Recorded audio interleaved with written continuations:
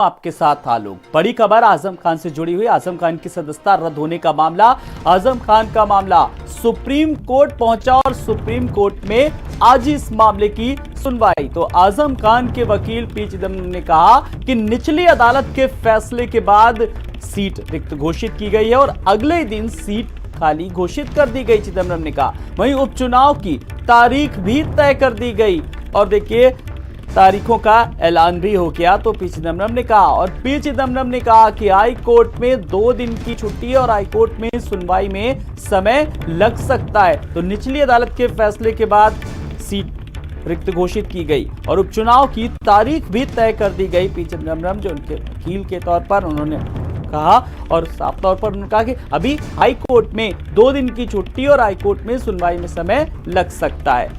तो आज ही मामले की सुनवाई होगी और आजम खान के वकील पी चिदंबरम ने साफ तौर पर कहा निचली अदालत को लेकर के और अगले दिन सीट जो है वो किस तरीके से रिक्त घोषित कर दी गई, यानी कि सब कुछ किस तरीके से जल्दी हुआ। पहले सदस्यता खारिज की गई, फिर उसके बाद जल्दी तिथियों की भी घोषणा कर दी गई और अब इसी के साथ उपचुनाव को लेकर के सरगर्मियां एक तरफ शुरू हो गई, दूसरी तरफ पी चिदंबरम ने भी साफ तौर पर कहा तो अब हाईकोर्ट में फिलहाल 2 दिन की छुट्टी और हाईकोर्ट में सुनवाई में समय लग सकता है। तो पी चिदंबरम ने कहा हाईकोर्ट में फिलहाल 2 दिन की छुट्टी है और हाईकोर्ट में सुनवाई में समय लग सकता है। आजम खान की सदस्यता रद्द होने का मामला किस तरीके से एक तरफ सदस्यता रद्द हुई और दूसरी तरफ जो है उपचुनाव की तिथियों की घोषणा भी कर दी गई।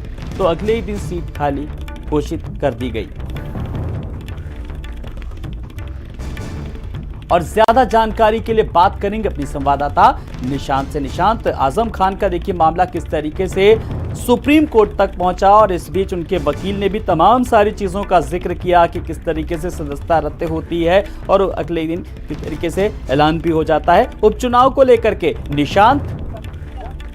बिल्कुल, देखिए आलोक जी, उपचुनाव का विषय भी है जहां रामपुर की सीट पर उत्तर प्रदेश की नजर है, वहीं इस मामले पे जो उनके बेटे हैं उनको राहत मिलता हुआ दिखाई नहीं दे रहा है और अब्दुल्ला आजम की जो अपील थी उसको यहाँ पर देश की सबसे बड़ी अदालत ने खारिज कर दिया है।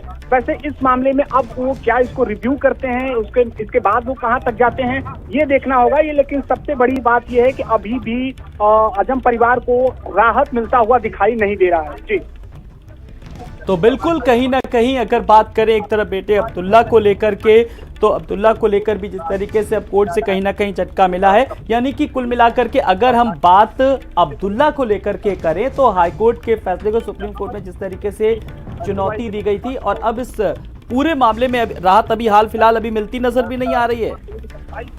बिल्कुल नहीं आलोक जी, देखिए फर्जी प्रमाण पत्र का यह मामला था, इसके बाद ये काफी समय तक सुर्खियों में बढ़ा। निचली अदालत के बाद ये हाई कोर्ट में ये मामला पहुंचा, उसके बाद हाई कोर्ट ने भी इन्हें जो फैसला था इस पर इनको फटकार लगाई थी और उसके बाद इन्होंने सुप्रीम कोर्ट का दरवाजा खटखटाया था। सुप्रीम कोर्ट ने अपनी स्थिति को स्पष्ट करते हुए इनको उस मामले में एक तरीके से पाया है, पाई है और उसके बाद यहाँ पर स्पष्ट कर दिया है कि इनकी अपील को अब खारिज कर दिया है। ये देखना होगा कि इस आदेश को क्या पुनः रिव्यू करते हैं या फिर इसके बाद ये एक अलग प्रावधान के तहत न्यायालय में क्या एक अलग प्रावधान रखते हैं, इस पर भी हम आपसे चर्चा करेंगे। लेकिन जिस तरीके से निशांत आजम खान को लेकर के अगर बात करें, निचली अदालत के फैसले के बाद जिस तरीके से सीट की गई और पी चिदंबरम ने तमाम सारी चीजों का जिक्र करा।